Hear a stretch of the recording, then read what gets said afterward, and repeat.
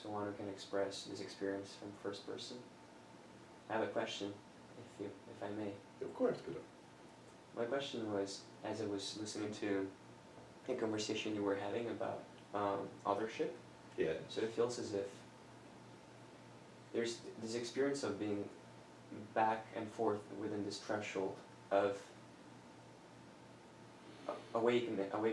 being awake or being asleep. And with being awake, there's the experience of I am consciousness, and being asleep, it's almost as if whatever's happening, it is so close to me that I identify myself with that. I just feel so close, there's nothing else. Mm-hmm. And then there's an experience of seeing that it's just happening, just like everything else within the realm of what I am, of this infinite field of Is awareness. that a third awareness, or is that the awakened awareness?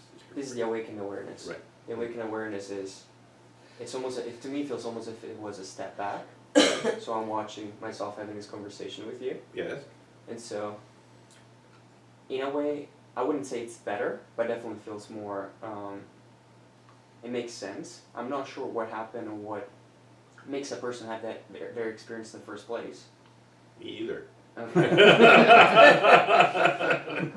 But that's kind of where my question was going, because after that, that's how my spiritual journey started. So I started reading all the things we read about, and Right. we learned it 3,000 years ago. So when I already figured it out, how wonderful! And there are so many. There's a culture, traditions and everything. And then I read about self-effort and the practices. But then I wonder, like, if it is happening, and it's like present continuous, it's not me doing anything.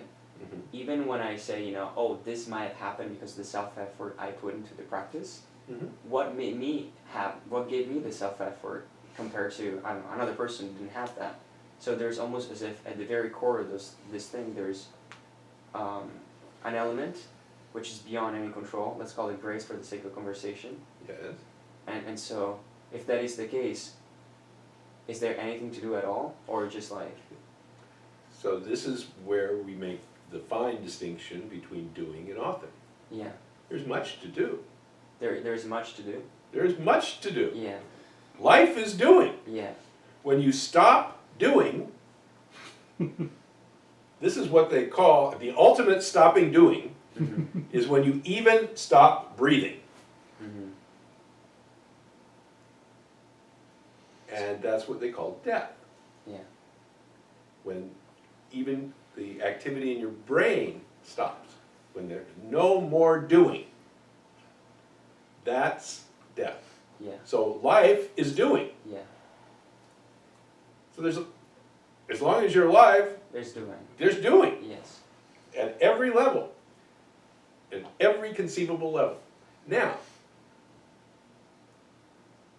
because at the age of about 2, this doing is hijacked by the sense of authorship, the sense that I'm Doing it. doing it, Mm. that I'm responsible, that I'm authoring the doing. It's that subtle difference Mm-hmm. that is responsible for the suffering. So when that goes away or recedes, it is what you referred to as this awakened awareness, because it's spacious. Yeah.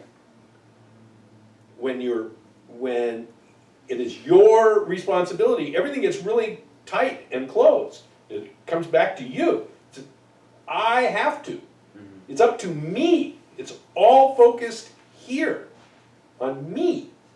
And I'm responsible. And out of that sense of contraction comes suffering. Mm-hmm. So when this eases and you begin to recognize that in fact the doing It's is itself. is the doing of the universe. Yeah. You can say it's doing itself.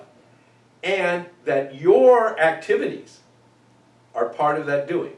Your questioning, your movement, Yeah. contracted and expanded, all of this is part of this vast doing. Mm-hmm. And in that, there is the peace and harmony in daily living, where your doing is met with